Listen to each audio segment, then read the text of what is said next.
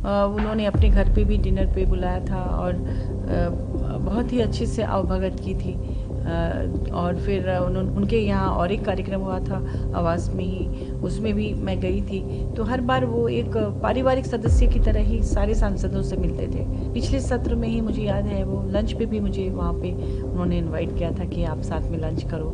2-4 लोगों के साथ थे हम लोग। तो उनका व्यवहार काफ़ी अच्छा था और हम सबको मौका भी देते थे। इंटरनेशनल वीमेंस डे के दिन हमें चेयर पे भी बैठाया, उस चेयर पे जहाँ जो वाइस प्रेसिडेंट का चेयर है उसमें बैठ के हमें हाउस को रन करने का मौका मिला। देखिए, ये बहुत ही शॉकिंग न्यूज़ है हम सबके लिए।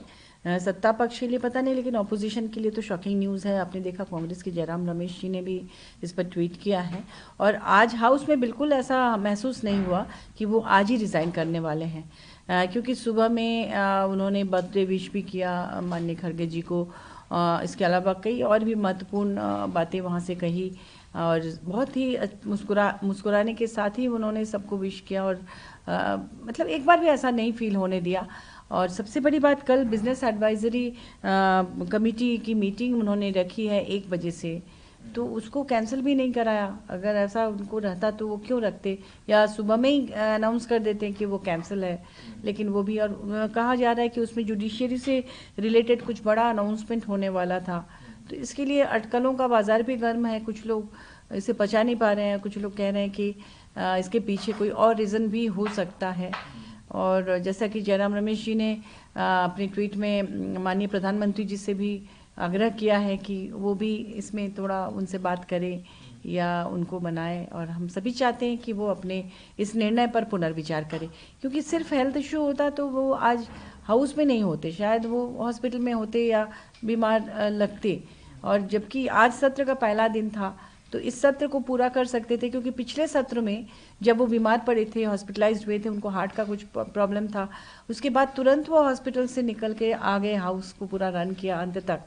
तो इसलिए सबको थोड़ा सा शॉक, हमारे लिए काफ़ी शॉकिंग है ये न्यूज़, क्योंकि उनके साथ अच्छी यादें भी जुड़ी हुई हैं हम कांग्रेस सबकी। का मैम है कि बहुत कुछ है इसमें जो कि पर्दे के पीछे अभी रखा गया है उनके इस्तीफे को लेकर के। जी, क्या वो चीजें हो सकती हैं जो पर्दे के पीछे हैं और बाहर नहीं आ रही हैं? देखिए वो तो हम नहीं कह सकते हैं, लेकिन चूंकि वो पॉलिटिक्स में थे और पॉलिटिक्स में इस तरह की चीज़ें होती हैं।